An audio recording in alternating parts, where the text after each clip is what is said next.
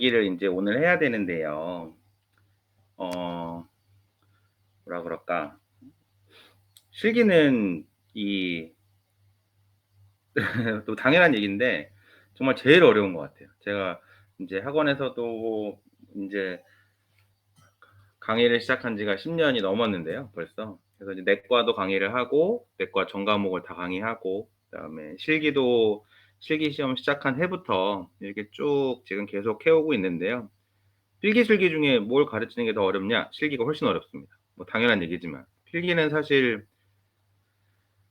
굉장히 명확하잖아요. 그리고 이제 가르치고 예비 시험 그러니까 뭐 모의고사가 임종평 같은 걸 보고 하면 '아 올해 이 학생이 몇 점을 받겠다.'라는 게 거의 한 2-3점 내 정도로 나와요. 그러니까 '아 이 친구는 올해 국시에서 한 70 한 2-3점 언저리를 맞겠구나.' 그럼 거기서 한 2-3점 차이밖에 안 나요 거의. 그러니까 그 정도로 예상이 가능하고 변수가 별로 없어요. 그러니까 공부를 그러니까 얼마나 잘 체계적으로 했냐에 따라서 그 충분히 이제 예상이 가능하다는 거죠. 그래서 그만큼 예상 가능하게 점수를 올릴 수가 있고.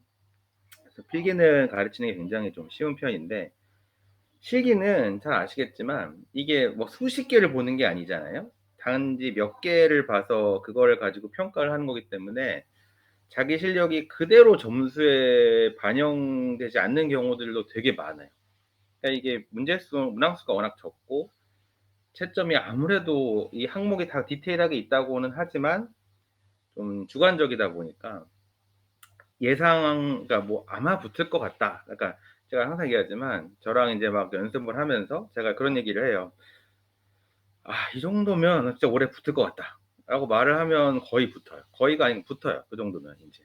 그 정도면 다 붙고 '아 이 친구 진짜 힘들 것 같다.'라고 하면 되게 인제 안 되는 경우가 많고 그러니까 어느 정도 예상은 가능하지만 그게 뭐 몇 점 이렇게 나오는 건 아닌 거죠. 그냥 느낌인 거죠. 붙을 것 같다, 떨어질 것 같다, 안 될 것 같다. 뭐 이런 겁니다. 그래서 사실 되게 많이 부담스럽고 힘든 거고요. 그리고 신경 쓸 것도 너무 많고 좀 하여간 굉장히 좀 골치 아프고 준비하기도 되게 어려운 시험인 게 맞아요. 아니 뭐 이거 뭐 이것도 뭐 어쨌든 뭐 한 95% 가까이 매년 붙는 시험 아닌가요?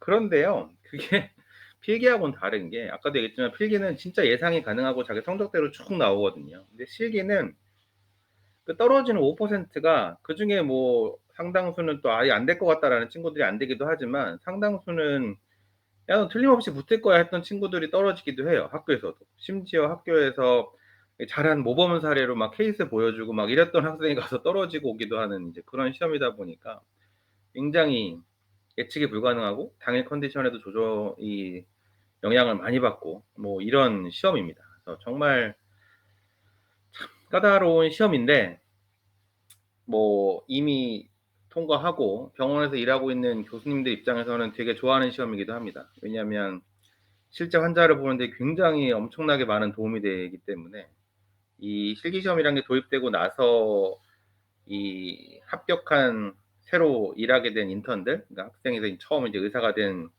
학생들의 수준이 그전하고 비교해서 훨씬 높아졌기 때문에 굉장히 만족도가 높은 시험이긴 합니다. 이미 그러니까 이 시험을 내거나 그러니까 이미 면허를 따고 병원에서 일을 하고 있는 분들 입장에서는 되게 선호도가 높고 만족도가 높은 시험이에요. 반대로 학생들 입장에서는 되게 힘든 시험인 게 맞고요. 그렇습니다. 자, 제 소개를 해야 되고요. 어 서울대 학교 의과대학 졸업하고 서울대학교 병원에서 계속 인턴, 레지던트까지 계속 했고요. 그리고 내과고요. 의사 면허 딴 거는 2003 년도에 땄으니까 올해 거의 한 20년 돼 가네요. 그래서 한 20년 정도 돼 가고 그러고 인제 이 내과 전문의 하고 학원 강의를 시작한 지는 이제 10 년이 좀 넘은 것 같고요. 10년 쪼끔 넘은 것 같고 2011 년인가 그때부터 했었으니까 네. 그 정도부터 했었던 것 같아서 한 10년 이제 좀 넘은 것 같고. 그래서 뭐 그냥 자신 있게 말씀드릴 수 있는 건 이 원장 선생님은 뭐 저보다 더 오래 하셨지만 의사 국가고시 관련해서 이렇게 오랫동안 봐온 사람이 별로 없어요. 학교 교수님들은 뭐 자기 과목이 있는 거고 자기 분과가 있는 거고 그냥 그거를 가르치는 거고 그냥 학생들 관리를 하는 거지만 이렇게 의사국가고시 문제나 시험이란 거를 10년 넘는 시간 동안 계속 관심을 가지고 지켜보고 가르치고 학생들을 붙이고 실패한 학생들을 보고 이 경험을 이렇게 해온 사람들은 없거든요 사실 어디에도 우리나라에서는. 그래서 그런 자부심은 있어요. 그래서 힘들어하는 학생들도 많이 보고 잘 된 학생들도 많이 보고 성적이 엄청 좋아진 학생들도 많이 보고 그래서 뭔가 하여간 의사 국가고시 자체랑 관련해서는 아마 제일 많은 경험을 갖고 있지 않을까라고 생각은 하고 있습니다. 그게 뭐 제일 중요할 것 같고요.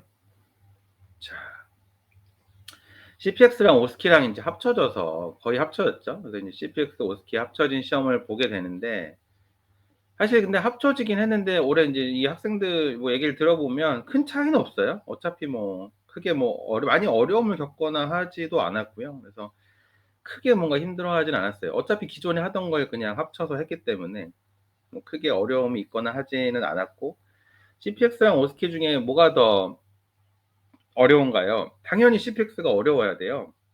왜냐면 오스키란 건 그냥 도구를 가지고 딱 정해진 걸 하는 거기 때문에 바뀔 게 없거든요. CPX란 건 항상 바뀌어요. 똑같은 뭐 흉통이라고 하더라도 작년에는 뭐 협심증이 나왔다가 심근경색이 나왔다가 대동맥 박리가 나왔다가 뭐 완전히 다른 병이 나왔다가 이 뭐 이게 갈비뼈 다친 병이 나왔다가 이런 식으로 케이스가 계속 바뀌니까 그거에 따라서 쪼금씩 쪼금씩 달라지고 설명도 달라지고 하는데 오스키란 건 그럴 게 없거든요. 딱 정해진 거를 그냥 하는 거예요. 그러니까 오스키 점수가 안 나왔다는 건 진짜 변명의 여지가 없어요.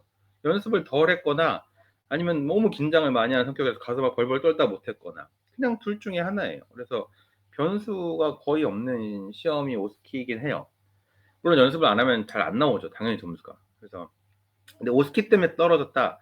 이런 친구는 저는 진짜 10년 넘게 하면서 '오스키 때문에 떨어졌다. 와 진짜 CPX 잘했는데 오스키 때문에 떨어졌다.' 한 명 봤어요, 한 명 진짜. 제가 가르쳤던 학생 중에 한 명 정도 그런 학생이 있었고 대부분은 다 인제 이 CPX와 관련된 점수들이 안 나와서 환자 면담과 관련된 점수들이 안 나와서 인제 대개는 실패를 하게 됩니다. 그러면은 이게 이 환자 면담을 하고 이 질문을 하고 대답을 듣고 설명을 하고 하는 과정이 어떤 거를 주로 평가하나요? 다 평가합니다. 이게 시험이 또 웃긴 게요. 시간이 흘러가면서 채점 기준이나 평가하는 내용들이 계속 바뀌어 와요 사실. 아주 초창기의 실기 시험은 지식에 대한 걸 거의 보지 않았어요. 진단 명의가 뭐고 다 틀려도 상관없고 야 말 잘하고 표정 밝고 친절하고 이런 학생들이 점수를 정말 잘 받았어요. 그래서 그 당시에는 실기 시험 엄청 쉽다고 그냥 가서 생글생글 웃고 말만 잘 친절하게 하고 오면 붙는 시험이라고 이런 거 왜 떨어지냐고 막 진짜 이렇게 막 긴장을 많이 하거나 아니면 표정이 되게 안 좋거나 좀 불친절하거나 뭐 '이런 친구들만 떨어지는 시험이다.'라고 처음에는 생각을 했고 실제로 그랬거든요. 근데 이게 어느 정도 시간이 지나면서 지식적인 부분을 안 보지 않아요. 그러니까 이거 언제부터 깨닫기 시작했냐면 인제 쭉 떨어져서 온 학생들을 보면 '얘가 올해 왜 떨어졌을까?' 이런 것들을 좀 알 수 있잖아요. 근데 봐오면 언제부턴가는 이 진단명을 틀리게 얘기하면 거의 페일이 나와요. 이게 패스 오어 페일이잖아요. 점수가 나오지만 결국은 패스 오어 페일인데 진단명을 틀리고도 붙는 경우가 있기는 해요. 근데 떨어진 학생들의 공통점을 보다 보면은 진단명을 잘못 얘기한 경우에 페일이 나오는 경우들이 되게 많아졌어요. 그 말은 지식적인 부분을 안 보지 않는다는 거거든요. 그러니까 물론 진단명을 틀리게 얘기하면 점수가 잘 나올 수가 없기는 해요 원래. 왜냐하면 진단명을 틀리게 얘기했다는 얘기는 질문 과정에서 뭔가 빼먹은 게 있다거나 뭐 유출을 잘못했다는 얘기일 거고 그렇다고 하면 교육할 때도 완전히 엉뚱한 소리를 했을 거고 그러니까 당연히 뭐 점수가 좀 안 나오는 건 맞지만 예전만큼 그냥 단순히 친절하고 환자 의사 관계만 신경 쓴다고 해서 붙는 시험은 인제 더 이상 아니라는 거죠. 그래서 이 지식적인 부분을 생각보다 요즘은 많이 본다. 매일은 아니지만 안 보지는 않는다. 그래서 맞는 얘기는 최소한 해야 된다. 엉뚱한 소리를 하면 안 된다라는 것도 있고요. 태도는 당연히 봅니다. 원래는 이게 메인이었는데 그 비중이 쪼끔 지식적인 부분이 늘어났다는 거지 태도가 메인이긴 해요. 이게 실기 시험이 되게 어려운 시험이라고 제가 맨날 얘기하는 이유가 뭐냐면 완전히 똑같은 대화를 하고 나온 학생이 있다고 해 봐요. 정말 이 모의 환자랑 이 시험 보는 학생이 처음 시작해서 끝날 때까지 똑같은 대화를 하고 나왔어요. 그래도 누구는 붙고 누구는 떨어질 수 있는 시험이거든요. 정말 똑같은 대화를 하고 나와도. 그러면 거기서 뭐가 차이가 날 수 있나요? 그게 정말 웃기게 들리실 수 있지만 말투, 표정, 그다음에 비언어적 행동이라고 나와요, 또 채점표에 보면. 그러니까 그게 뭐 표정이나 뭐 태도 이런 거겠죠. 그래서 환자를 대하는 태도, 뭐 얼마나 환자를 좀 조심스럽게 다루는지, 아니면 막 정말 험하게 다루는지, 뭐 이런 것들까지 포함해서 되게 채점하는 사람들은 인정하지 않겠지만 저는 인상도 영향을 준다고 생각해요. 정말 누가 봐도 인상 좋은 친구들이 있거든요. 와, 정말 그냥 보면 친절해 보이는 친구들이 있어요, 보기만 해도. 그런 친구들이 있고, 말은 친절하게 하지만 누가 봐도 좀 약간 좀 '아우 좀 험악하게 느껴진다. 좀 되게 무섭게 느껴진다.' 이런 친구들이 있거든요, 사실. 그러면 점수가 그런 거에 전혀 영향을 안 받을까? 전 그렇게 생각하지 않아요. 받을 거예요, 아마. 사람이라는 게 친절하다 불친절하다라는 게 거의 무의식적으로 느끼는 거기 때문에 그거를 정말 무슨 객관적인 평가를 하긴 되게 힘들다고 생각을 해요. 그래서 정말 많은 요소들이 작용을 합니다. 그래서 나중에 이제 저랑 수업을 하면, 그러니까 이제 학생들끼리 연습을 했을 때 주로 거의 연습하는 걸 보면 어떻게 서로 인제 조언을 해 주잖아요. "야 너 이거 잘못된 것 같아." 뭐 이런 말을 할 때 해 주는 건 십중팔구 다 이런 거예요. "아 이 질문이 빠졌어. 여기서 이걸 물어봤어야 되는데 이 질문이 빠졌어. 너 뭐 술, 담배 안 물어봤어. 그다음에 뭐 처음에 뭐 인사 안 했어. 그다음에 진찰할 때 뭐 빼먹었어." 이 정도예요. 사실 이런 조언을 할 수밖에 없어요. 근데 사실 인제 어떻게 보면 더 중요한 건 뭐냐, 너 말하는 속도가 너무 빨라. 아니면 너무 느려. 말끝이 너무 흐려. 명확하게 안 들려. 발음이 이상해. 너 말할 때 표정이 별로야. 너무 인상 쓰고 있어. 좀 더 웃었으면 좋겠어. 이런 조언을 친구들끼리 해 주지는 않거든요, 사실. 근데 사실 점수에 이런 게 영향을 저는 많이 준다고 생각을 하고, 실제로 그렇다고 지금도 믿고 있고 실제로 그래요.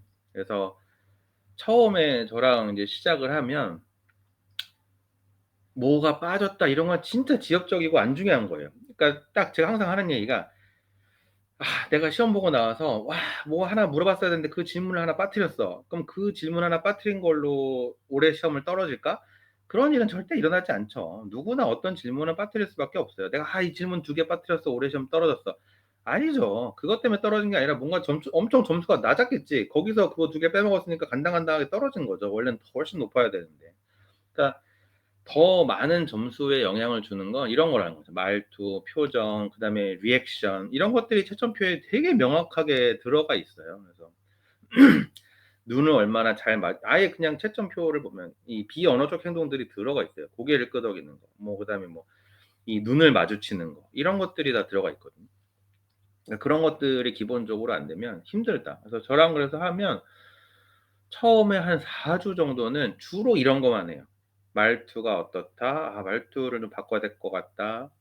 아니면 "말 속도가 너무 빠르다. 너무 느리다."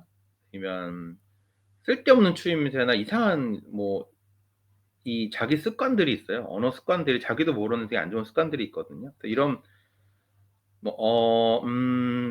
계속하는 친구도 있어요. 질문할 때마다 그러면 매번 그러면 그런 걸 또 없애 줘야 되거든요. 인제 그런 식으로 인제 계속 깔끔하게 보이게, 누가 봐도 정말 스마트해 보이고 깔끔해 보이고 똑똑해 보이고 믿음직스러워 보일 수 있게 바꾸는 과정들을 한 4주 이상을 합니다. 그래서 4주 동안 거의 그런 내용을 하고요.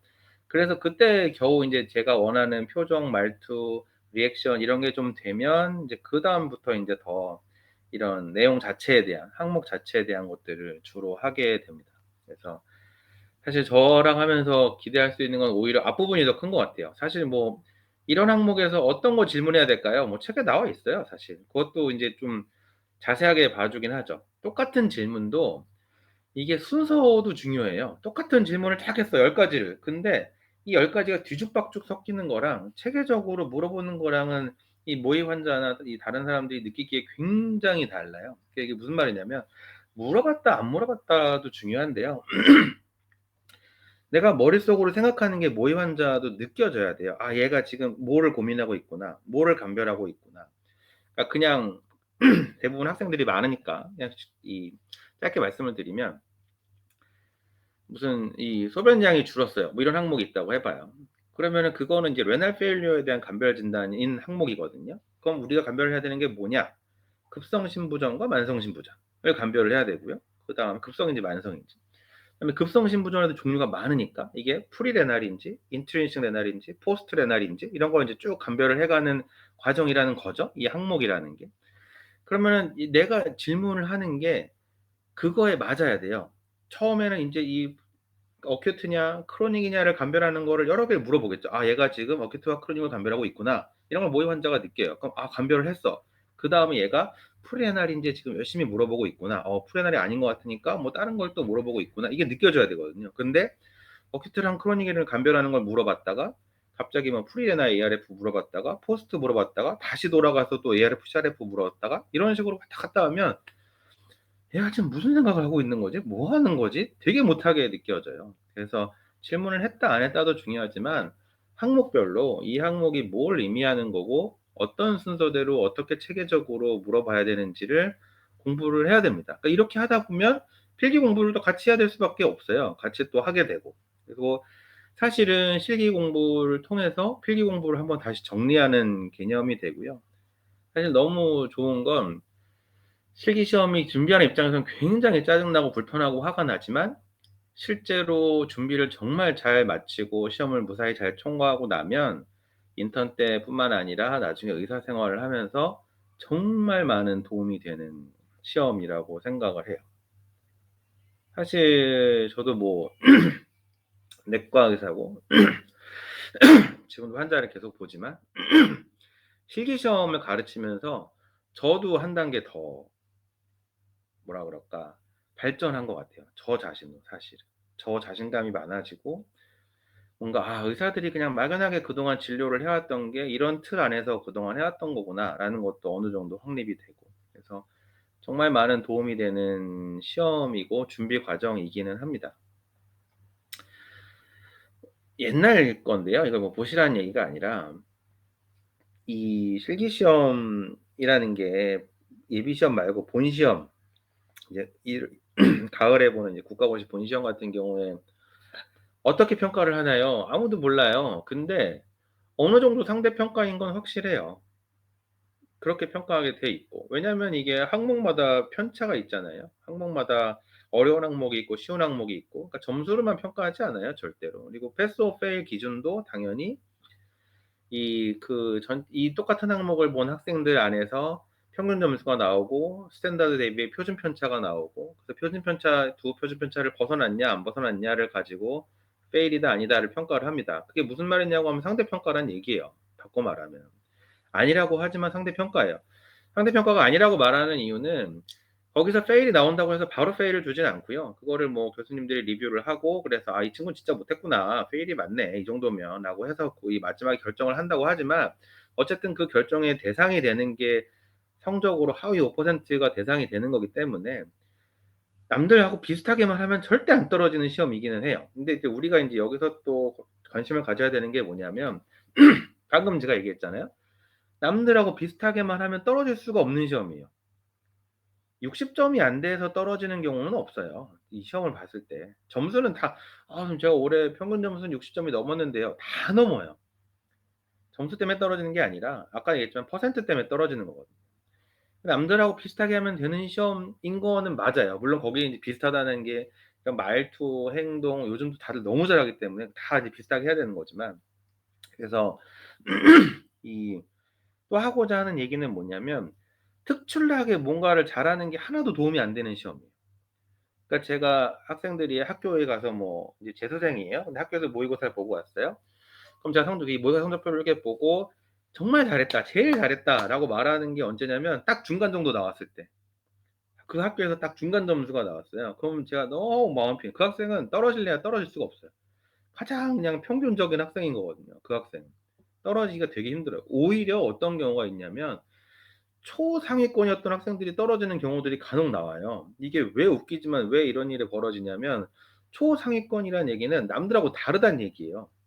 채점하는 사람이 보기에 남들하고 완전 다른데 특출나게 잘해 보였다는 얘기거든요. 근데 이게 잘못해서 마이너스로 작용을 하게 되면 남들하고 다르게 이상하게 하는 것처럼 보이는 경우들이 있고 오히려 떨어질 위험이 생겨요, 그런 학생들이. 그래서 오히려 너무 일단 남들하고 다른 거 자체가 일단 되게 위험한 시험이다라는 거를 항상 생각을 하셔야 됩니다. 그래서 남들보다 잘하려고 노력하는 시험이 아니라 남들처럼 하려고 노력하는 시험이다. 근데 그 남들처럼이 사람마다 다 다르기 때문에 내가 남들하고 굉장히 다르게 이상한 뭔가가 있다면 그걸 고쳐야 되는 시험이다. 이렇게 생각을 하시면 돼요. 내가 실기 시험에서 실패를 했다? 그럼 뭔가 내가 남들하고 다른 게 있는 거예요. 둘 중에 하나예요. 준비를 아예 안 했고 너무 안 했거나 아니면 내가 남들하고 뭔가 이상하게 다른 게 있는데 그걸 내가 모르고 있거나 둘 중에 하나거든요. 그래서 그거를 찾아서 만약에 실패한 학생, 이 성적이 안 나와서 뭔가 한번 실패한 학생이라면 제가 첫 4주 동안 해야 되는 가장 중요한 일은 이 학생이 이래서 실패를 했구나라는 걸 파악하는 게 제일 중요합니다. 그래서 그걸 고쳐주면 그 학생은 이제 붙게 되는 거. 그렇습니다. 그런 거고요. 그 이제 CPX 오스키 말고 이제 CPX 합쳐졌지만 어쨌든 CPX 얘기를 하면 CPX를 잘한다는 거는 이건 물론 항목마다 달라요. CPX 항목이 굉장히 많고 이게 내과 항목이냐, 뭐 신경과 항목이냐, 소아과 항목이냐, 아니면 상담 항목이냐, 뭐 아예 다 다르죠. 물론 일반적인 항목, 그냥 일반적으로 우리가 일반적인 항목이라고 하는 뭐 어디 아파요, 뭐 이런 것들을 얘기를 한다면 머릿속에 진단명을 외우고 들어가야 되는데요. 여기서 중요한 게 뭐냐면 올해 뭐가 나온다더라 라는 걸 듣고 그거를 준비해 간다는 얘기가 전혀 아니에요. 그러면 또 떨어져요. 이게 떨어뜨릴 수 있는 기준에 또 어떤 것들이 있냐면 부정하게 이 시험 출제 항목에 대해서 명확하게 알고 들어온 것으로 확실한 경우에는 떨어뜨릴 수 있게 돼 있어요. 이게 무슨 말인지 아시겠어요? 예를 들어 뭐 열이 나서 온 환자예요. 어떻게 오셨어요? 저 열이 막 심하게 나서요. 언제부터요? 뭐 한 3일 전부터요. 혹시 최근에 어디 동남아 여행 갔다 오셨어요? 네, 어떻게 하셨어요? 뭐 이런 거죠. 그러니까 누가 봐도 얘는 이거 뭔가 너무 알고 들어왔다라는 게 티가 난다라고 하면 떨어뜨릴 수 있게 돼 있어요. 그래서 가끔 학생들 중에 나 너무 잘하고 들어왔고 진단 다 마치고 왔는데 나 떨어졌다. 뭐 이런 학생들이 있거든요. 이런 게 원인이 되기도 해요. 그래서 되게 웃긴데 이 진단 올해 뭐가 나오니까 그걸 외우고 거기에 맞추는 게 절대 아니고요. 사실 이게 어려운 게 우리가 실제로 환자를 볼 때 우리나라에서 10분 이상 진료를 하는 경우가 많지는 않은데 막상 이 실기 시험을 보면 이 10분, 15분 안에 12분 안에 하는 게 굉장히 빠듯해요. 왜냐면 실제로 의사들이 환자 볼 때 잘하지 않는 진찰부터 막 친절한 설명 이것저것 다 물어보기 때문에 시간이 생각보다 굉장히 빠듯하거든요. 당연한 얘기인데 살이 빠져요. 열나요. 이런 항목을요. 10분 안에 뭐 이 CPX만 하면 어쨌든 10분 안에 끝내야 되니까 이 오스키 빼고 이거를 다 물어볼 수가 없어요. 뭐 열나는 병이 몇 가지가 있을 것 같아요. 못 셀 것 같은데 뭐 한 진짜 몇백 가지 될 것 같은데요. 진짜. 그걸 어떻게 다 물어보겠어요. 그러니까 그냥 별 생각 없이 들어가는 게 아니에요. 난 열에 대해서 준비가 됐어. 열 나는 거 가서 물어보고 나와야지. 하고 들어가면 머릿속에 물어볼 게 너무 많아요. 실제로 질문도 너무 많고. 예를 들어 뭐 학장단 책이나 이런 거 보면 질문 리스트가 너무 많아서 이런 경우에는 또 막 시간이 오버가 돼요. 그래서 시간이 오버되는 게 제일 중요하거든요. 제가 이제 두 수업씩 계속 말씀을 드리고 있긴 한데 가장 흔하게 실패하는 원인이 뭔가요? 시간 관리. 시간이 너무 많이 남거나 시간이 너무 모자랐거나 뭐 이런 경우는 되게 떨어져요.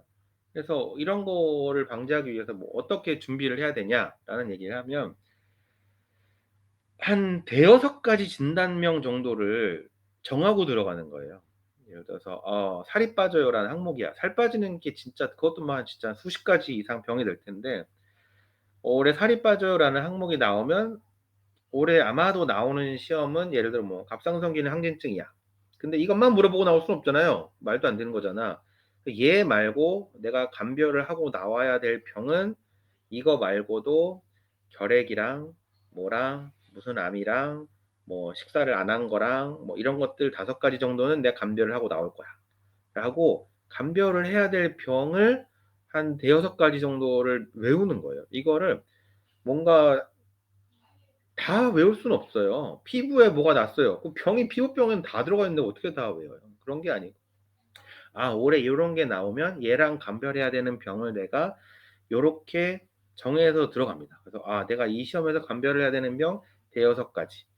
그러니까 기본적으로 물어보는 건 물어보는 거죠. 그러니까 이게 제가 다섯 가지 여섯 가지만 물어보는 게 아니라 물어본다는 얘기가 아니라 기본적으로 그 항목에서 물어봐야 되는 질문들이 있어요. 그런 거는 하지만 내가 특별히 집어서 어떤 병을 감별하는지 보여 아까 같은 경우에 뭐 살이 빠져요 그러면 갑상선기능 항진증, 당뇨, 뭐 결핵, 암 이게 가장 기본이거든요. 아예 뭐 식사를 잘 안 해서 그런 거 뭐 이런 것들이. 그래서 이런 것들은 무조건 내가 감별을 한다. 왜냐면 이런 것들이 체크리스트에 있을 가능성이 높거든요. 그래서 이런 것들에 대한 질문을 하겠다라는 거를 질문을 외우는 게 절대 아니에요. 질문을 어떻게 다 그 수십 가지 항목에서 어떤 항목 정확하게 어떤 질환이 나오는지도 모르는데 그걸 어떻게 질문을 다 외우고 들어가요. 그건 불가능한 거고요. 그렇게 하지도 않고 그렇게 하는 사람도 없고 그렇게 준비할 수도 없고 내가 외우고 들어가는 건 진단명을 외우고 들어가는 거예요. 그러니까 머릿속에 진단명이 외워 있어요. 아 내가 지금 살이 빠져요라는 항목인데 갑상선기능 항진증 물어봤고 아 당뇨라는 게 있었지. 당뇨를 물어봐야 돼. 그러면 뭘 물어볼까? 당연히 떠올라야죠 그때부터는. 그냥 지식으로 떠올라야 되는 거죠. 당뇨만 외우고 있는 거고 나머지는 떠올라야 되는 거죠. "최근에 좀 물을 많이 드시지 않나요? 소변을 많이 보시지는 않나요?" 뭐 이런 식으로 물어보는 거죠. 가족 중에 나중에 뭐 "당뇨가 있으신 분이 있진 않나요? 예전에 당뇨를 진단받으신 적이 있나요?" 뭐 이런 것들을 물어보게 됩니다.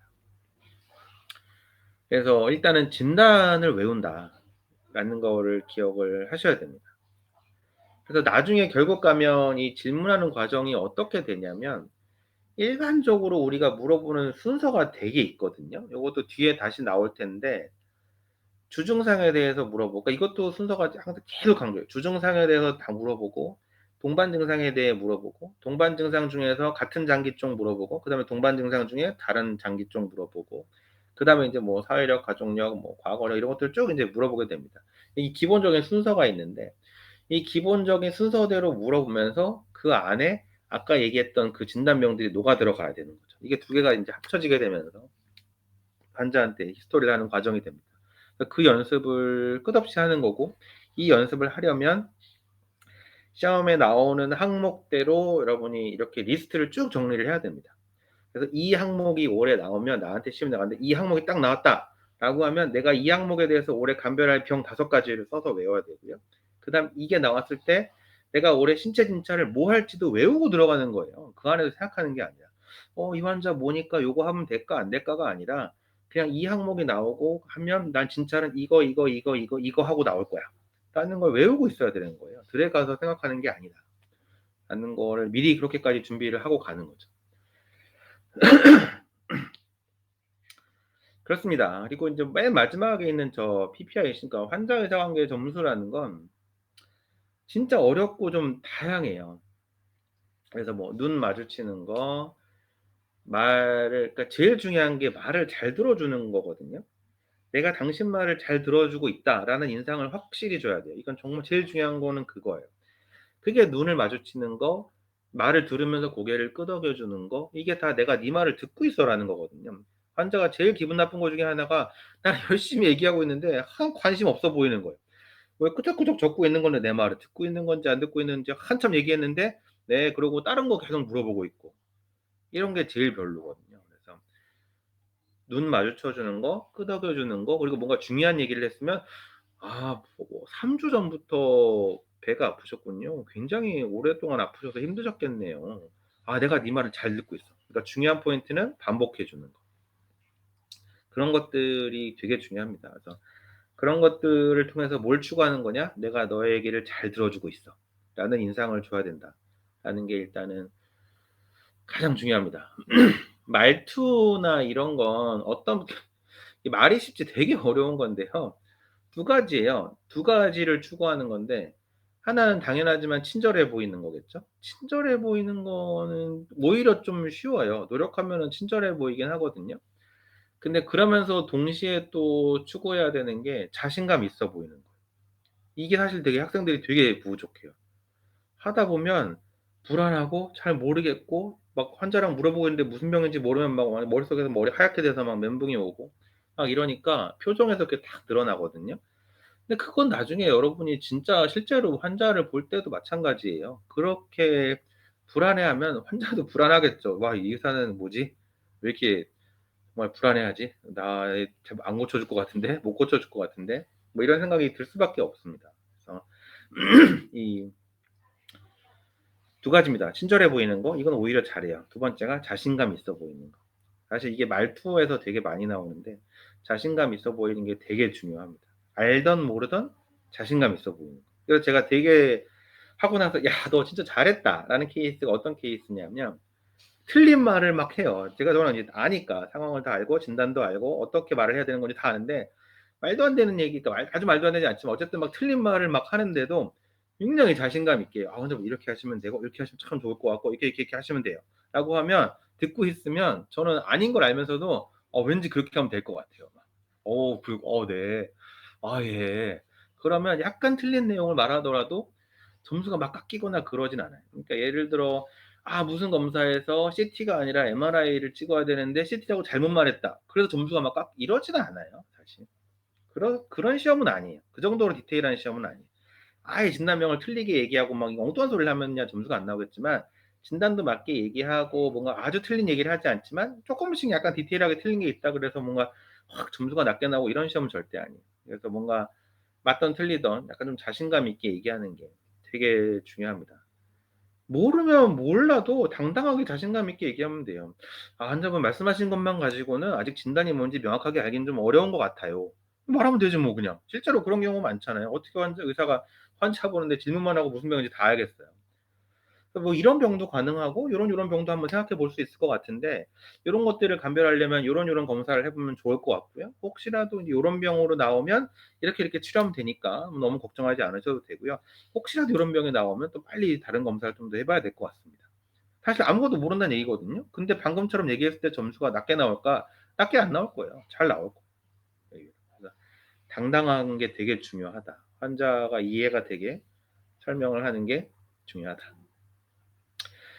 오스키는 답이 없어요. 그냥 이게 뭐 정말 그냥 도구 갖고 손으로 하는 거기 때문에 사람한테 하는 것도 대부분 아니고 그냥 정말 연습한 만큼 성적이 나옵니다.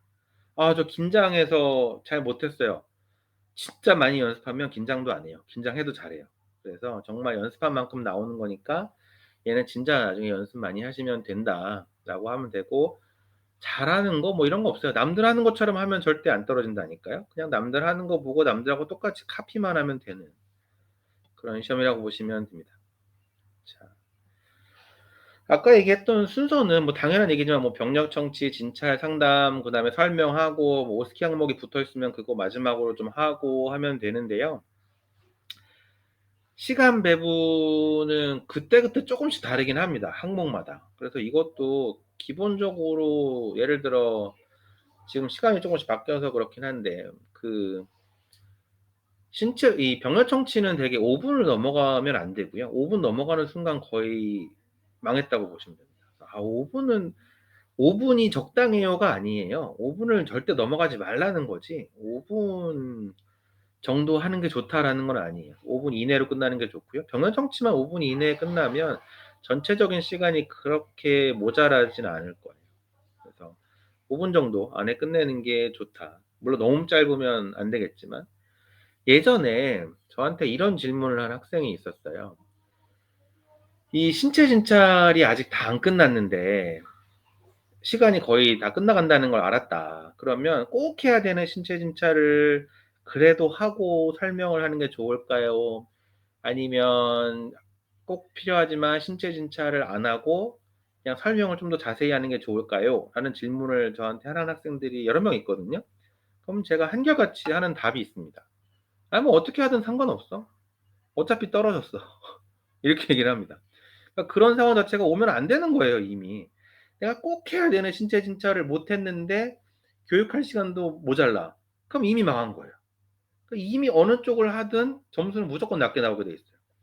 설명을 짧게 했던 꼭 필요한 진찰을 안 했던 어느 쪽이든 점수가 낮게 나옵니다. 그러니까 이런 상황이 오지 않게 해야 되는 게 숙제인 거지 이런 상황이 온 다음에 어떻게 할까는 고민거리가 아닌 거예요. 이미 망한 거라고 보시면 됩니다. 그래서 그런 상황이 오지 않게 어 일찍 끝내야 된다라는 게 중요하고요. 야 그래도 끝까지 최선을 다해야 되니까 그래도 진찰하고 설명 중에 고르라면 어떻게 해야 될까요? 설명이 답이긴 해요. 진찰보다는 설명을 더 자세하게 하는 게 더 좋긴 한데 아까도 얘기했지만 그런 상황을 만들지 않는 게 중요합니다. 어 잠깐만요. 제가 이따가 까먹을 수 있어서 그 인제 설명, 진료 계획을 설명한다라고 하면 거기에는 꼭 들어가야 되는 항목들이 있어요. 이게 어떤 것들이 있냐면 일단 가능한 진단명을 얘기해 줘야 돼요. 이것도 많이 물어보거든요. 선생님 진단명을 꼭 3개 정도 얘기해야 된다는데 꼭 그래야 되나요? 그렇지는 않아요. 그러니까 어떤 경우에는 그게 되게 이상해요. 그러니까 환자를 봤는데 이건 누가 봐도 신우신염 급성 신우신염이야. 그거 말고는 떠오르는 병이 없어. 근데 굳이 억지로 말도 안 되는 병을 2 가지 정도 더 얘기하는 건 되게 웃겨요. 환자분 급성 신우신염이나 뭐 장염이나 뭐가 의심됩니다. 이렇게 얘기하면 나머지 2 개가 너무 아니거든요. 그래서 그렇게 말하는 건 되게 이상한 거예요. 그래서 그런 경우는 의심되는 병을 얘기하는 게 맞아요. 환자분 일단 가장 의심되는 병은 거의 급성 신우신염일 가능성이 굉장히 높고요. 물론 뭐 100% 아주 확실한 건 아니기 때문에 이런 검사를 뭐 추가로 해 보고 혹시나 요런 다른 병은 아닌지 확인을 해 보겠습니다. 뭐 요런 식으로 진행이 되는 거지 무조건 환자분은 A, B, C 이런 병들이 의심됩니다. 이렇게 얘기하라는 건 절대 아니다. 가장 의심되는 병이 있으면 그걸 명확하게 얘기해야 된다. 그리고 혹시나 다른 병이 있는지 뭐 이런 병은 아닌지 확인해 보겠다. 이런 식으로 얘기를 하라는 거지. 진단명을 3 가지를 꼭 얘기하라는 얘기는 절대 아니다. 이렇게 생각하시면 되고요. 어 그래서 일단 진단명이란 걸 어느 정도 얘기를 해야 된다 꼭. 그다음에 학생들이 제일 많이 빼먹는 게 뭔가요? 그럼 검사예요. 되게 진단명이랑 치료 그다음에 뭐 생활 습관 개선 이런 건 얘기 잘해요. 근데 제일 많이 하면서 빼먹는 게 검사예요. 어떤 검사를 할지 생각보다 많이 빼먹어요. 일단 환자분이 가장 의심되는 병은 이런 병이 의심이 되고요. 요걸 확인해 보기 위해서 아니면 혹시 다른 병은 아닌지 확인해 보기 위해서 요런 검사를 해 봐야 될 것 같습니다. 라는 얘기를 해야 되는데 이때 또 주의 사항이요. 요런 식으로 얘기하시면 안 돼요. 영상 검사, 혈액 검사를 해 보도록 하겠습니다. 영상 검사 아니면 혈액 검사지 뭐 그러니까 그렇게 두리뭉실하게 하는 건 아니라는 얘기예요. 영상 검사를 뭐 어디 엑스레이를 찍을 건지 어디 CT를 찍을 건지 어디 초음파를 할 건지 정확하게 이 복부 쪽 초음파를 해 보겠습니다라든지 갑상선 초음파를 해 보겠습니다. 혈액 검사를 통해서 갑상선 호르몬의 한번 농도를 알아보도록 하겠습니다. 이런 식으로 얘기를 해야 되는 거죠. 혈액 배양 검사라는 거를 해서 혈액을 통해 혹시 어떤 균이 자라고 있지는 않은지 확인을 해 보도록 하겠습니다. 이런 식으로 혈액 검사, 영상 검사 이런 식으로 얘기하는 게 아니라 구체적으로 어떤 검사를 하는지 설명을 해야 된다. 검사. 그다음에 치료는 약 이름을 얘기할 필요는 없어요. 뭐 환자분한테 뭐 무슨 약을 드리겠습니다. 뭐 이런 건 아니지만 어쨌든 뭐 혈압을 조절하는 약을 주겠다든지 항생제를 주겠다든지 이런 식으로는 뭐 이뇨제를 소변을 많이 보게 하는 약을 쓰겠다. 이런 식으로 카테고리는 설명을 해 줘야죠. "약을 드릴게요."는 아닌 거죠. 그래서 카테고리를 좀 설명을 해 줘야 되고. 그다음에 생활 습관 개선은 잘하고 계시긴 한데요. 생활 습관 개선도 구체적인 게 좋아요. 환자분 뭐 식사 조절하시고 건강하게 식사하시고요. 뭐 운동 열심히 하세요. 이거 뭐 누구나 할 수 있는 말이잖아요. 그래서 어떤 식사를 하는 게 좋은지, 어떻게 하는 게 좋은지, 그다음에 운동은 어느 정도 하는 게 좋은지, 일 주일에 몇 번, 몇 분 정도, 어떤 종류의 운동을 하는 게 좋은지 이런 식으로 구체적이면 구체적일수록 좋아요. 이 생활 습관 개선은. 어렵긴 하지만. 그래서 거기에 맞춰서 설명을 해 주면 정말 좋은 점수를 받을 거예요. 일단 여러분이 이 준비하는 걸 봤을 때 여러분이 가장 많이 준비하는 데 노력을 기울이는 게 병력 정치거든요. 병력 정치 부분은 엄청 열심히 준비해요. 막 이런 게 나오면 뭘 물어보고 어떤 게 빠뜨리면 안 되고 뭘 물어보고 이걸 하거든요. 근데 의외로 굉장히 노력을 많이 안 하는 부분이 교육 부분이에요. 마지막 교육 부분. 되게 짧게 해요. 막 한 30 초면 끝나는 학생이 되게 많아요. 환자분 신도신염이 의심되고요. 열나시니까 혈액 배양 검사하고 그다음에 항생제 쓰면 나을 거고요. 앞으로는 요렇게 조심하시면 됩니다. 한 30 초면 끝나요. 그리고 할 말 다 했어. 진단도 얘기했지, 검사도 얘기했지, 뭐 치료 얘기했지, 뭐 그다음에 앞으로 생활습관 개선도 얘기했지. 나 다 했는데, 다 했는데도 짧으면 안 돼요. 그러니까 무슨 말이냐면 이게 다 했든 안 했든 길어야 돼요, 교육이. 이게 왜 그러냐면요. 여러분이 환자 입장으로 병원을 갔다고 해 봐요. 이 의사가 되게 친절하다. 저 선생님 진짜 친절하다. 저 선생님 좀 대충 환자 되게 빨리빨리 보고 귀찮아한다. 빨리 본다. 라는 느낌을 어디서 받을 것 같아요? 저 선생님 질문을 너무 친절하게 하신다. 이럴 것 같아요, 환자들이. 아니에요. 결국은 그 친절하다 아니다를 느끼는 부분은 거의 교육 부분이에요. 교육 부분에서 '와, 이 사람이 정말 친절하구나. 이 사람은 뭐 그냥 진짜 할 말만 딱 하고 마는구나.'라는 느낌을 되게 받습니다. 그래서 의외로 교육 부분이 점수가 되게 작지 않고 이 환자 의사 관계에 영향을 또 되게 많이 준다, 총점에. 전체적인 평가에서 되게 영향을 많이 준다. 그래서 교육은 아무리 짧아도 2 분은 해야 돼요. 선생님 저 할 말이 더 없는데요." 그래도 해야 돼요. 무슨 말을 해서라도 느려서라도 2 분은 해야 되는 거예요. 그래서 교육은 자기가 계속 연습을 해 가면서 멘트를 써 가면서 길게 해야 돼요. 사실 저도 인제 실습하면서 제가 직접 막 이 병원 청취하는 걸 보여주고 하진 않아요. 그냥 이렇게 이렇게 해라." 이제 가이드를 해 주지. 근데 제가 제일 많이 보여주는 건 교육이에요. "나 같으면 요렇게 설명을 했을 것 같다."라고 하면서 "환자분 지금 요런 게 의심이 되는데 너무 걱정이 많이 되시긴 할 텐데 일단 뭐 아직 확실한 건 아니니까 너무 걱정하지는 마시고요." 뭐 이러면서 "일단은 이런 검사를 해서 빨리 조직 검사를 해서 얘가 어떤 건지 확인을 해 보도록 하겠습니다. 혹시라도 요게 요런 걸로 나오면 빨리 이렇게 치료를 하면 되니까 뭐 너무 걱정하지는 마시고요." 막 이렇게 하다 보면 2 분이 훌쩍 넘어갑니다. 그래서 필요한 말만 딱 하면 되게 짧아지긴 하는데 이거를 얼마나 친절하게 잘 환자가 충격받지 않고 그 상황마다 다르죠. 이게 뭐 아무 심각한 문제가 아닌 펑셔널한 병인지 아니면 진짜 죽을 수도 있는 위험한 병인지에 따라서 설명하는 말투나 톤이 완전히 달라지거든요. 그래서 그런 것들도 이제 종류별로 해서 특히 암이 의심되는 경우, 정말 완전하게 펑셔널한 게 의심되는 경우 어떤 식으로 설명을 하는 게 좋은지 이런 것들을 쭉 인제 예시를 들어가면서 하게 됩니다. 그래서 사실 신경 쓸 게 너무 많아요. 끝도 없어요. 예를 들어 뭐 진단명을 어떻게 설명할 거냐 이런 것만 해도 할 얘기가 되게 많아요. 예를 들어 무슨 "쉽게 멍이 들어요." 뭐 이런 항목에 제일 많이 나오는 게 ITP라는 병이거든요. 환자분 일단 의심되는 병은요. 뭐 요즘 면역이라고도 부르지만 특발성 혈소판 감소성 자반증입니다. 뭐 이러고 막 머릿속으로 한참 생각해요, 막 한글로. 특발성 혈소판 감소성 자반증이 제일 의심이 됩니다. 그럼 듣는 사람도 "뭔 말이야?" 뭐 이렇게 하게 됩니다. 그런 경우에 어떻게 진단명을 설명하는 게 좋을까요? 진단명이 이름이 너무 길면요. 진단명을 먼저 얘기하는 것보다 그 병에 대해서 설명을 하고 진단명을 얘기해 주는 게 훨씬 좋아요. 환자분 멍이 잘 들어서 오셨는데요. 이렇게 멍이 잘 드는 원인은 굉장히 여러 가지가 있는데 환자분 같은 경우는 그중에 인제 피를 굳게 하는 이 혈액 안에 혈소판이라는 게 있는데 "그게 좀 부족해서 멍이 잘 드는 게 아닌가 싶습니다." 이렇게 말을 하는 거예요. 너는 혈소판이 부족해서 멍이 잘 드는 것 같아." 근데 사실 혈소판이 부족해지는 병들이 굉장히 많은데 특별한 이유 없이 이런 자가 면역적인 이런 기전으로 혈소판이 감소하는 것들을 우리가 이제 특발성 혈소판 감소성 자반증이라는 좀 이름은 어렵지만 이렇게 부르는데요. 그거일 가능성이 가장 높은 것 같습니다. 환자가 이렇게 들으면 바로 진단명을 듣는 것보다 훨씬 이해가 잘 돼요. '아, 나는 혈소판이라는 게 부족한 것 같구나.' 근데 혈소판이 부족한 원인은 되게 여러 가지가 있는데 그중에 별다른 이유 없이 그냥 자가 면역 기전으로 혈소판이 감소하는 그런 병이 내 병일 가능성이 높구나라는 거라고 설명을 들은 거죠. 그러면 검사랑 치료 설명이 연계가 돼요, 거기랑.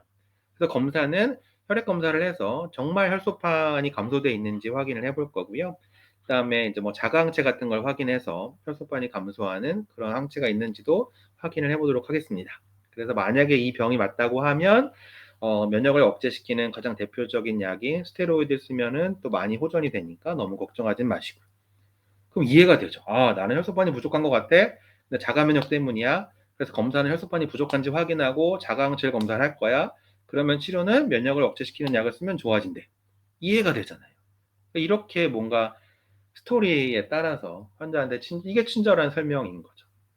그래서 어떻게 이런 식으로 설명을 할 수 있을까를 끝까지 노력하는 게 또 중요합니다. 그래서 뭐 실기시험이 사실 이게 일반적인 그냥 의대에서 배우는 거의 모든 내용이 다 들어가 있는 시험이기 때문에 뭐 끝도 없습니다. 항목마다 이런 식으로 정말 많은 것들을 그냥 같이 공부해 가는 거라고 보시면 될 것 같아요. 뭐 당연한 것들 뭐 자기소개 뭐 손 씻는 거 뭐 이런 것들 하실 거고요. 저 맨 마지막 줄에 있는 거는 말 끊지 말라는 건 이게 무슨 말이냐면요. 우리가 인제 뭐 무슨 예능 프로그램 이런 데서 오디오가 겹친다고 하는데 환자가 뭔가 말을 하고 있는데 내가 그 말을 끝까지 안 듣고 다음 질문을 하는 경우들이 있어요. 말도 안 될 것 같지만 실제로 되게 많은 학생들이 이렇게 하거든요. 이게 어떤 경우냐면 내가 질문을 했어요. 근데 그 질문에 대해서 듣고 싶은 답은 이미 들었어. 근데 환자가 그거 말고 추가로 이런저런 얘기를 막 해요. "아 예. 근데 뭐 이런 건 어떠세요?" 이러고 말을 자르고 중간에 질문하는 학생들이 생각보다 되게 많아요. 근데 환자 입장에서 내가 말을 하고 있는데 그 말을 자르고 다른 걸 물어보면 되게 기분 나빠요. 그래서 환자 말이 끝날 때까지는 기다려 줘야 된다. 환자가 말하고 있는데 내가 말을 하는 건 아니다. 너무 당연한 거지만 실제로 해 보면 되게 이런 학생들이 많아요. 그래서 요런 것도 조심하시고요.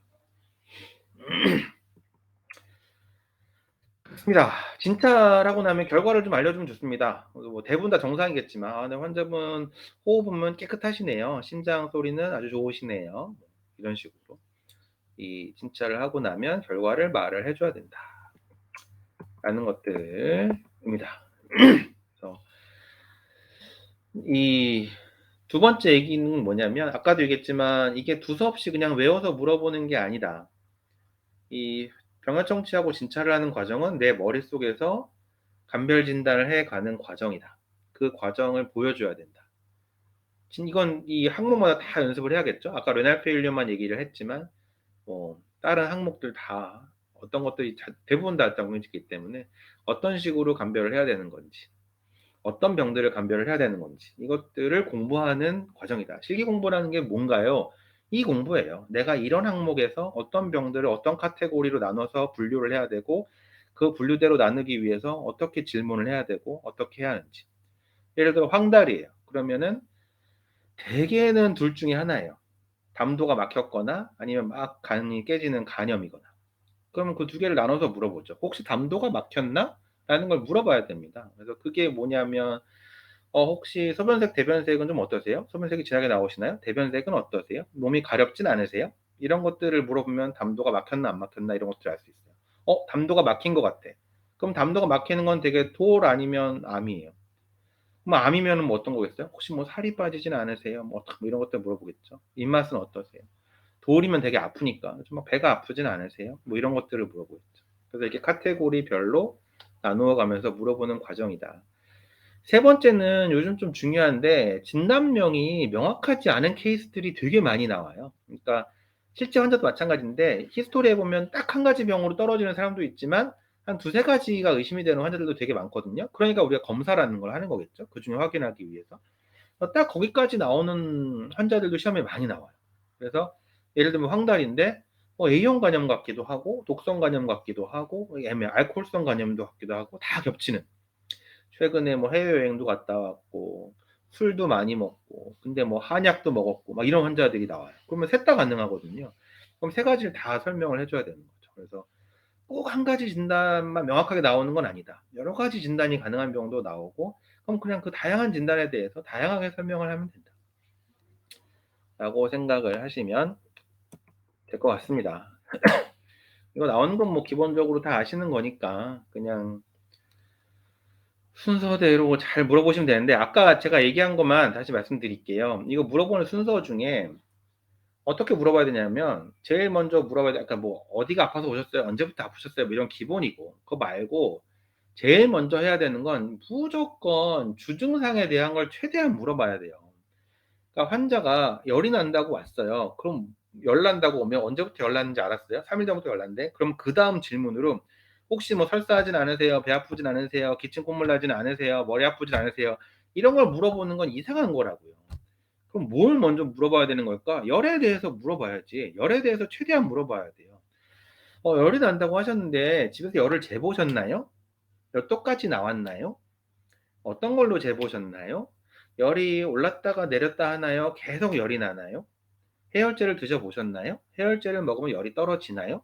다 이게 열에 대한 질문이잖아요. 이런 거를 먼저 최대한 물어보는 거예요. 그리고 나서 얘에 대한 다른 동반 증상을 물어보는 거죠. 이 순서가 바뀌면 안 되죠. 주증상이 있으면 주증상에 대해서 최대한 물어봐야 된다. 그 다음에 이 주증상과 관련된 장기의 질문에 대해 물어본다. 예를 들어 배가 아프다고 왔으면 배 아픈 거에 대해서 최대한 물어봐야 돼요. 언제부터 아팠냐, 어디가 아프냐, 어떻게 아프냐, 아팠다 안 아팠다 하냐, 계속 아프냐, 예전에도 이렇게 아팠던 적이 있냐, 이런 식으로 아픈 걸 다 물어보고 그 다음 물어봐야 되는 건 뭐냐, 배가 아픈 거잖아요. 그럼 소화기에 대한 걸 되게 물어보죠. 복부 쪽에 대한 걸. 뭐 설사를 하진 않냐, 구토를 하진 않냐, 뭐 이런 것들을 물어보겠죠. 그 다음에 얘랑 좀 상관이 없는 다른 장기나 전신 증상들을 또 물어보겠죠. 요즘 뭐 살이 빠지진 않았냐, 열이 나진 않냐, 이런 거. 주증상, 동반 증상 중에 관련된 장기, 예를 들면 호흡기면 뭐 기침, 가래, 콧물 막 이런 게 있을 거 아니에요. 그런 것들을 이제 먼저 물어본다는 거죠. 그 다음에 얘랑 상관없는 기타 동반 증상을 물어보고 그 다음에 이제 뭐 과거력, 사회력, 가족력 이런 것들 뭐 쭉 물어보면 되는 거죠. 빠짐없이. 그렇습니다. 그래서 순서는 그렇게 이해를 하시면 일반적인 항목은 하시면 될 것 같아요. 이거 뭐 당연히 아시는 거니까 책에 다 나오는 거니까 넘어가시면 될 것 같고요. 그래요. 사실 제가 이제 막 이 실기시험과 관련된 이 얘기들을 두서없이 막 말씀을 드렸고 제가 중요하게 생각하는 것들 그리고 해 준비할 때 신경 써야 되는 것들 이런 것들을 최대한 설명을 드렸거든요. 그래서 제 생각에는 바로 질문을 하셔도 될 것 같아요. 뭐 굳이 쉬고 질문하면 또 시간만 더 가니까 궁금하신 점을 바로 질문을 주시면 될 것 같아요. 편하게.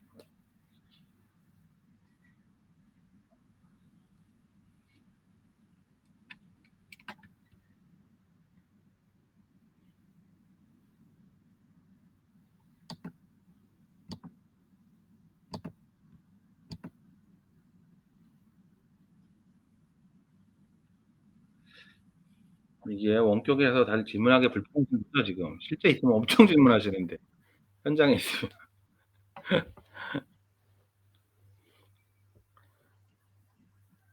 편하게 질문을 해 주셔도 되고요. 제 뭐 메일 주소 그다음에 연락처 이런 거 드릴 거니까요. 개인적으로 질문을 주시는 게 편하면 주셔도 되고요. 실기반에 관심이 있으시면 따로 연락을 주시는 게 제일 좋긴 해요. 제가 지금 연락 벌써 한두 번 받았는데 아직 연락을 다 못 드렸는데 따로 연락을 주 왜냐면 이게 상황마다 다 다르시거든요. 그 상황마다 다 다르다는 게 국내 의대 학생인지 해외 의대 학생인지 뭐 그다음에 무슨 해외 의대 학생이면 뭐 올해 예비 시험을 1 차부터 보는지 뭐 1 차는 통과했고 뭐 2 차만 보면 되는지 뭐 국내 학생도 올해 뭐 4 학년인지 재수생인지 필기 실기를 다 봐야 되는지 실기만 보는지에 따라서 사실은 내용이 또 다 달라요. 준비를 하는 것도 달라요. 내가 올해 필기 실기를 다 해야 돼랑 내가 올해 실기만 해야 되는 준비하는 이 비율이 다르죠. 내가 올해 필기만 하면 돼. 완전히 올인이죠. 실기 올인이죠 진짜. 근데 그게 아니라 필기도 해야 돼. 그럼 또 그 안에서 또 이렇게 비중을 나눠야 되는 거고요. 그래서 스케줄도 나눠야 되는 거고 앞으로 언제까지는 어떻게 해야 되고 몇 월까지는 뭘 해야 되고 이런 것들이 사실 쪼금씩 다 달라요. 저랑 하는 거는 어쩔 수 없이 같이 해야 되니까 그런 구별 없이 그 반 자체는 그룹은 같은 그룹끼리 나눠요. 국내 의대 학생들은 국내 의대 학생들끼리, 해외 의대 학생들은 해외 의대 학생들끼리 그룹을 하긴 하고요. 4 명이 한 그룹으로 되게 진행을 하고 뭐 인원이 안 맞으면 3 명이 한 그룹이 되기도 하고요. 뭐 그런 식으로 진행을 하고요. 1 주일에 1 번은 제가 인제 이 항목을 1 주일에 4 개씩 해요. 그래서 이 4개 항목에 대해서 아까 얘기한 순서나 물어봐야 될 거 어떤 거 이런 내용들까지 쭉 설명을 합니다. 1번 설명을 하고 한 2 시간 정도. 그다음에 조별로 따로 저랑 만나요. 온라인으로 만나기도 하고 제가 한국에 있을 때는 인제 뭐 이 신체 심차 같은 거 해야 될 때는 직접 만나서 하기도 하고요. 그런 식으로 해서 온라인 또는 오프라인에서 만나서 일 주일에 한 번씩, 그러니까 수업은 따로 같이 하고 실습은 4명 또는 3명 한 조로 해서 저랑 별도로 만나서 그 이런 이 환자 의사 면담하는 거를 저랑 해 봅니다. 그러면 제가 모의 환자 역할을 직접 하고, 그러면서 인제 제가 아까 얘기한 그런 지적들을 하게 됩니다. "말투가 어떻다. 표정이 어떻다. 태도가 어떻다. 물어보는 순서가 이렇게 되면 안 된다. 교육할 때는 이런 식으로 해야 된다." 뭐 이런 것들. 직접 만나서 할 때는 "진찰할 때는 이렇게 해야 된다. 뭐 순서는 맞지만 지금 이 부분에서 이렇게 하는 건 되게 어색하다. 이렇게 세게 누르면 안 된다. 뭐 더 조심스럽게 눌러야 된다." 뭐 이런 식으로 인제 얘기들을 합니다. 그래서 고런 식으로 인제 수업 한 번, 실습 한 번 이런 식으로 진행이 되고요. 아까도 얘기했지만 그 시작은 되게 2월 말 정도에 시작을 합니다. 이게 왜냐면 일 주일에 4 개씩 하기 때문에요. 다 하는데 시간이 좀 걸리고요. 이게 한 번 돌았다고 잘하지 않거든요, 절대로. 그래서 보통 한 2 바퀴 정도는 해야 돼요. 첫 번째 돌 때는 아까 얘기한 기본적인 것들에 대해 막 연습을 하고, 두 번째 한 바퀴 돌 때는 또 인제 마무리해 가는 그런 과정이 필요하기 때문에 전체가 2 바퀴 돌진 않는데 하여간 한 바퀴 반 정도 돕니다. 그래서 이 보통 이것도 매년 쪼금씩 다르긴 한데 또 학생마다 달라요. 또 개인 차도 있고. 그래서 어떤 학생은 한 기본적으로는 최대 16 주까지 하고요. 기본적으로는 16 주를 하거든요, 4 개월. 근데 개인적으로 12주 만에 끝나는 학생들도 있고요. 뭐 개인적인 사정이나 여러 가지 이유로. 예를 들어 막 4주 했는데 완벽하게 깨달았어. 내가 작년에 딱 요거를 못해서 그런 거였는데 저랑 4 주를 해 보고 그걸 완벽하게 알았어. "아 그 너는 진짜 그냥 이렇게 하면 너 붙겠구나." 그럼 4주 하고 그만하셔도 됩니다. 그 뭐 그런 게 뭐 꼭 다 채워야 되고 뭐 이런 것도 아니고요. 근데 기본적으로는 전체 과정은 한 16 주, 2월 말에서 시작해서 한 4 개월 정도를 하게 되고요. 뭐 그게 근데 뭐 꼭 채워야 되거나 이런 건 아니다. 대개는 채우지만. 늦게 참여하는 건 별로예요. 왜냐면 이게 조를 짜서 시작하기 때문에 나중에 들어온다고 해서 들어갈 자리가 되게 없고요. 들어온다고 해도 이게 처음부터 해 가는 과정이 있기 때문에 나중에 들어오게 되면 좀 되게 뻐그덕거려요. 잘 안 맞아요. 왜냐면 처음에 얘기했던 걸 다시 뒤에 가서 막 그 친구는 다시 또 해야 되기 때문에 나중에 합류하는 건 되게 좋지는 않고요. 개별적으로 차이가 많이 나실 텐데 해외 의대 같은 경우에는 예를 들어 필기도 봐야 된다. 이게 제일 문제예요, 사실. 뭔 말이냐면 작년에도 저랑 공부했던 친구들이 해외 의대 학생들 기준으로 예비 1 차, 2 차를 보잖아요. 그러면은 예비 1 차가 필기고 2 차가 실기예요. 그러면 문제가 뭐냐면 저랑 이제 실기 공부를 하잖아요. 예비 실기를 본 친구들은 다 붙었어요, 저랑 공부한 친구들은 작년에. 근데 문제가 뭐냐, 필기를 떨어지고 와요. 실기를 볼 기회조차 없었던 거예요. 저랑 실기 공부를 열심히 했는데 그렇다고 필기 시험 보고 실기 준비할 시간은 턱없이 부족하죠. 그 뭐 아예 부족하니까 미리 해야 되는 건 맞잖아요. 근데 필기를 떨어지면 실기가 아예 기회가 없어요. 근데 필기를 떨어진 친구들이 되게 많아요. 매년 진짜 많아요. 그래서 사실은 필기, 실기를 다 봐야 된다. 그러면 일단 정말 필기를 일단 붙어야 돼요. 그래야 뭐 실기를 보든 말든 하지. 하여간 저랑 공부했던 친구들은 필기 붙어서 실기 본 친구들은 다 붙었다. 근데 다 붙었어요. 근데 필기를 떨어져서 못 본 친구들이 되게 많아요. 그게 사실 제일 저도 고민이에요. 그렇다고 필기고 보고 나서 준비할 수 있는 시간이 되는 것도 아니고 미리 해야 되는 거는 맞고. 그래서 필기를 정말 특히 예비 시험 필기 보시는 분들은 생각보다 진짜 어렵기 때문에 정말 신경 많이 쓰셔야 된다. 그게 메인이다 오히려. 그게 메인이고 그게 붙는다는 가정하에 인제 실기를 또 하는 거다라고 생각을 하셔야 됩니다. 그래서 이런 식으로 사실 상황마다 정말, 정말 많이 달라요. 그래서 오늘이 주말인데요. 오늘 일요일이죠. 오늘 일요일이죠. 이 뭐 메일이랑 아예 전화번호 아마 알려드릴 거예요, 원장한테. 그래서 알려드리면 연락을 한번 주세요. 그냥 문자를 먼저 한번 주세요. 뭐 그 "설명에 왔었던 사람이다." 그래서 인제 "한번 이야기를 해 보려고 한다." 그래서 뭐 구체적으로 스케줄 아까 말씀드렸지만 뭐 구체적인 비용이라든지 아니면 "나는 상황이 이런데 어떻게 하는 게 좋겠냐."라든지 이런 것들을 개별적으로 질문을 주셔야 또 얘기를 하기가 편하기도 해요. 그래서 그렇게 하시면 좋을 것 같고요. 그냥 일반적으로 궁금한 게 있으면 지금 질문하셔도 됩니다.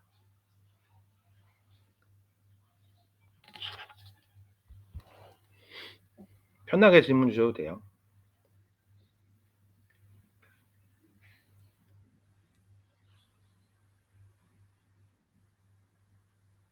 그냥 전화를 주실 생각인 거죠?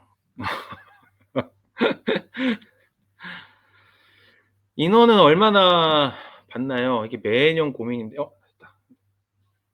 잠시만요.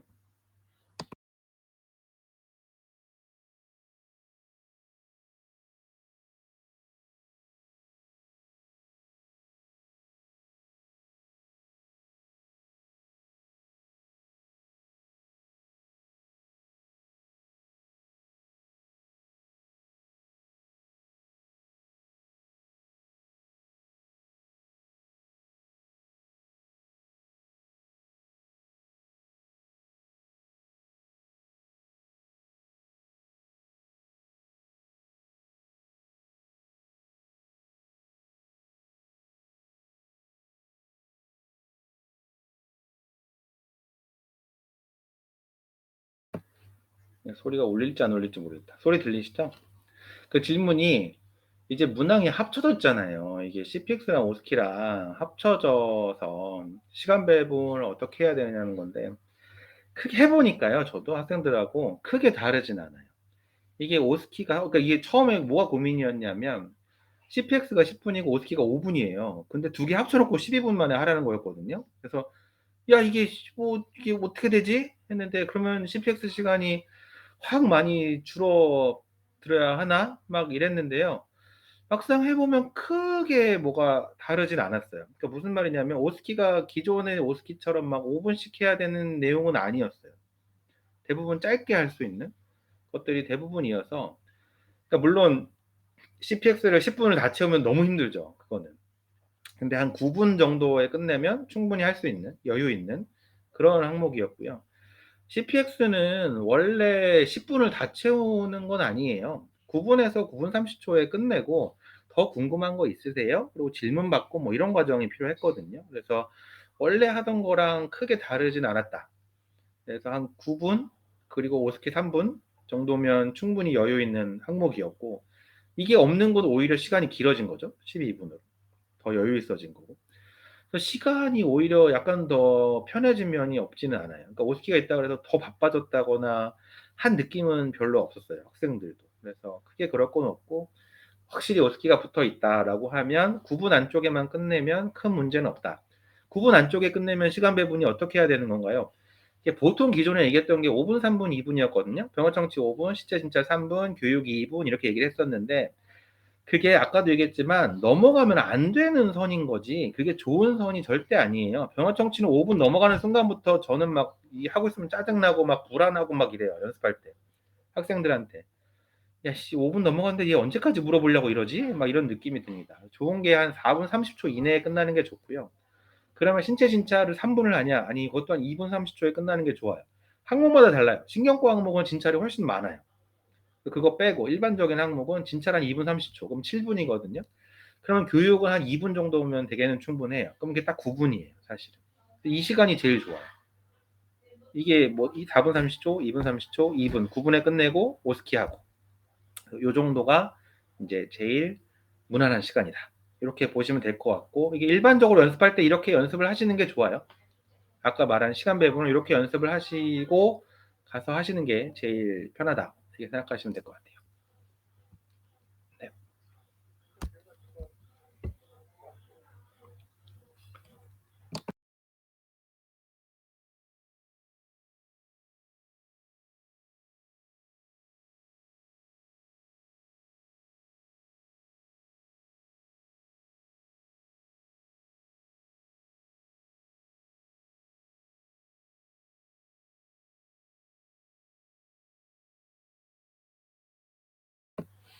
그래서 인제 그 구체적인 스케줄 얘기를 하셨는데요. 2월 말에 시작을 하고요. 일 주일에 한 번씩 그 4개 항목을 설명을 합니다. 한 번 온라인으로 수업을 하고 그다음에 조별로 한 번 실습을 하고, 그러니까 일주일에 한 번 수업, 한 번 실습 이렇게 보시면 될 것 같아요. 수업은 그냥 듣는 거고 실습은 저랑 해보는 거고 조별로. 그래서 이 일주일에 매주 한 번씩. 그래서 언제 하나요? 수업은 되게 주중 저녁 시간에 하고요. 실습은 아까 조별로 한다 그랬잖아요. 그러니까 이게 제가 시간을 몇 개 드려요.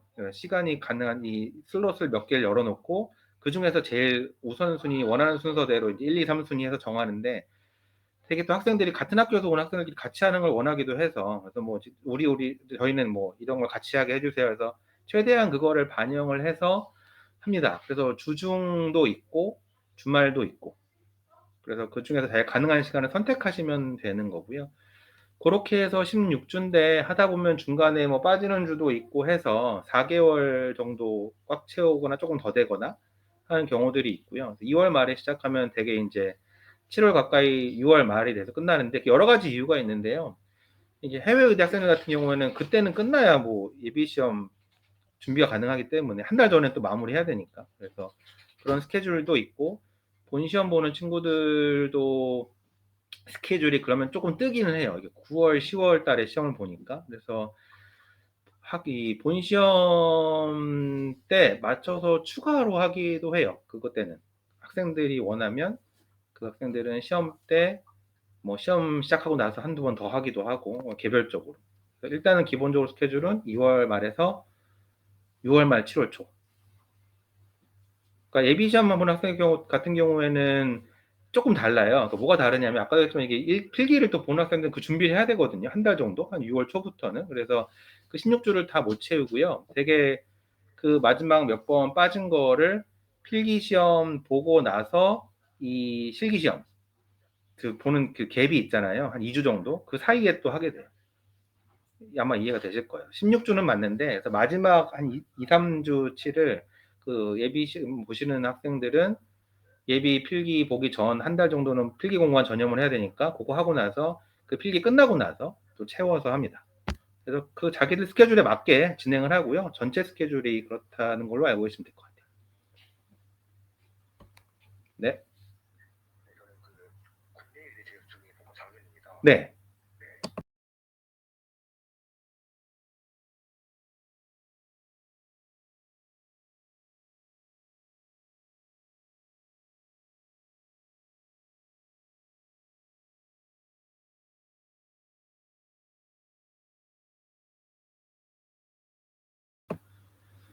그 상담 항목에 대한 시간 배분을 물어보셨어요. 나쁜 소식 전하기, 뭐 금연 상담, 자살은 약간 정신과 항목이니까 약간 다르긴 한데요. 근데 이거는 진짜 완전히 항목마다 달라요.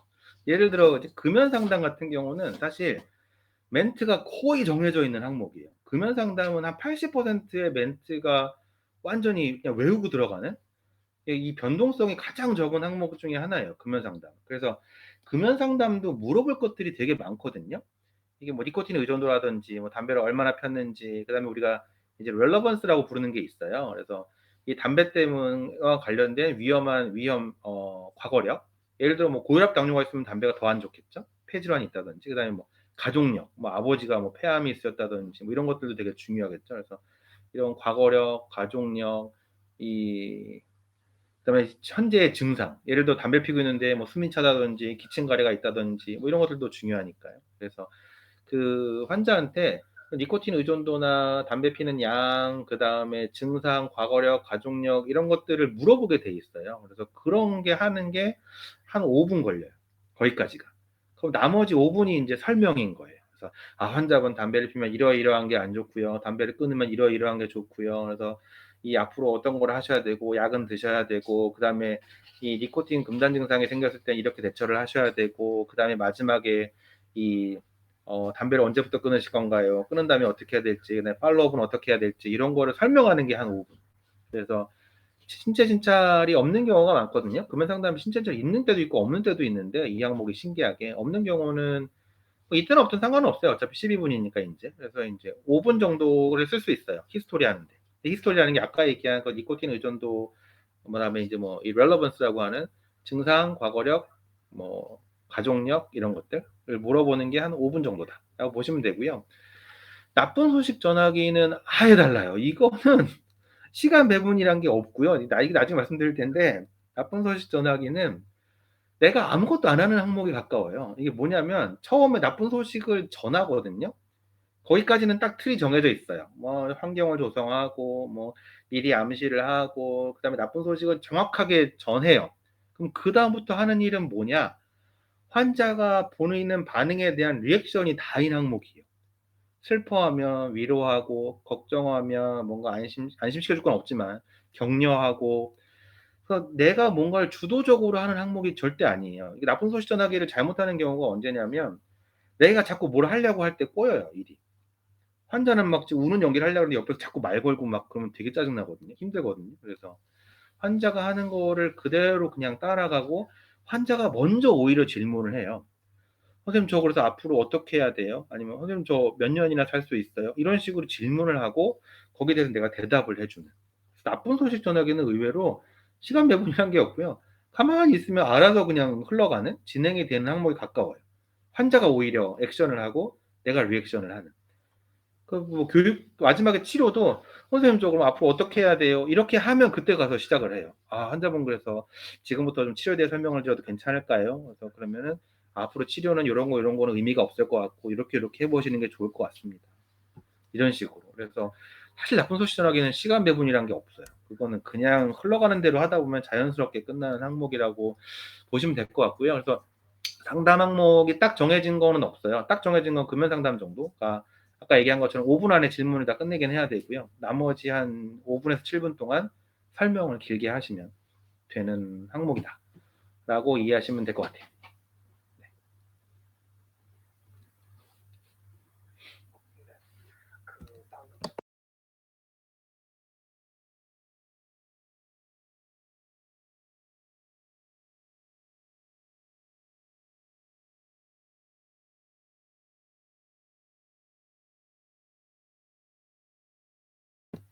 그 스케줄 구체적으로 물어보신 건데요.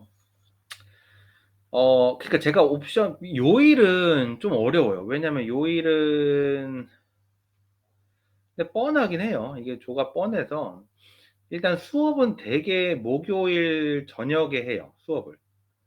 수업을 되게 목요일 저녁에 하게 되면 실습은 그 다음 해야 되잖아요. 되게 그 다음 주말 아니면 그 다음 주에 하게 돼요. 그래서 주말은 되게 이 오전 시간대에 하게 되고요.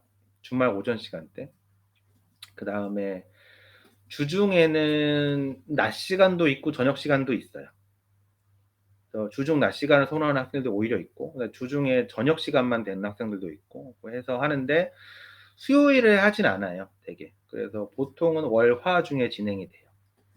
그러니까 주말은 되게 이 토요일 오전에 아마 있을 거고요. 주말만 된다는 학생들이 너무 많으면 뭐 일요일 날 오전에 한 타임을 더 잡기도 하는데, 근데 주말이 이게 유동성이 오히려 많은 조예요. 왜냐면 제가 주말 강의가 있을 때가 있어서, 필기 강의가 하루 종일 있을 때가 있어서 그런 경우는 또 이게 막 옮겨가야 되거든요. 주말이 오히려 약간 유동성이 많고요. 주중이 유동성이 없는데 되게 월화에 진행이 되고, 월요일 같은 경우는 그러니까 낮 시간하고 저녁 시간이 다 있을 거고요. 화요일은 저녁 시간만 있을 것 같아요. 근데 그거는 좀 확실하게 짜서 그 인원이 얼마나 되냐에 따라서 제가 이제 설명을 드리긴 할 텐데 요 정도가 될 것 같아요.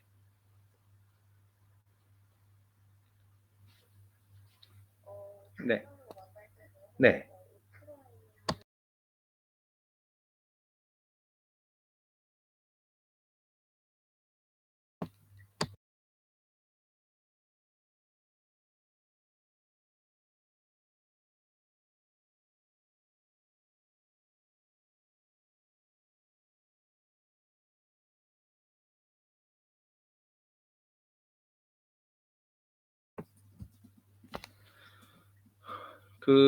일단 기억나는 것부터.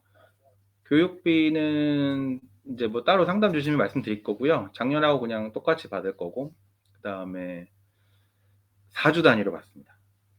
그래서 4주 단위로 받고요. 뭐 그거는 크게 뭔가 막 신경 쓰실 건 없을 거예요. 제가 그거에 대해서 막 민감하게 뭘 하진 않기 때문에 편하게 생각하시면 될 것 같고요. 4주 단위다 기본적으로 생각하시면 되고, 그 실습은 오프라인하고 온라인이 섞여 있습니다. 되게 오프라인, 그러니까 이 환자 면담하는 걸 오프라인으로 많이 하고요. 아니, 온라인으로, 죄송해요. 온라인으로 많이 하고, 그 다음에 이제 신체 진찰을 직접 해봐야 되기 때문에 오프라인도 해요. 근데 아마 반까지는 좀 안 될 것 같아요. 온라인이 더 많아요. 온라인이 더 많고, 오프라인으로는 만나서 주로 신체 진찰 위주로 많이 해요. 그때는. 그래서 신체 진찰이 또 메인 항목들이 있거든요. 뭐 허리 통증, 목 통증, 그다음에 뭐 신경과 항목들, 어지러움, 뭐 팔다리 근력 약화 이런 것들은 거의 신체 진찰에 의해서 당락이 좌우되는 항목들이라서 그런 것들은 이제 따로 오프라인으로 해서 또 하게 되고요. 그래서 진찰 쪽을 오프라인으로 주로 하고 만나서 이 면담하고 이야기하는 걸 주로 온라인에서 많이 이렇게 보고 이렇게 보시면 될 것 같아요. 질문도 없으신 것 같고요. 네네네. 네, 감사합니다, 선생님. 네. 고생하셨고요. 개별적으로 질문 주시면 문자를 먼저 주세요. 그럼 저랑 시간 약속 정해서 제가 전화를 드리든지 할게요. 아니면 간단한 거면 그냥 뭐 메일로 질문을 주시면 바로 그냥 메일로 답을 해드릴 수도 있고요. 그래서 이렇게 하시면 될 것 같고, 올해 꼭 힘내셔서 잘 되시길 바라겠습니다. 오늘 와주셔서 감사하고 고생하셨습니다.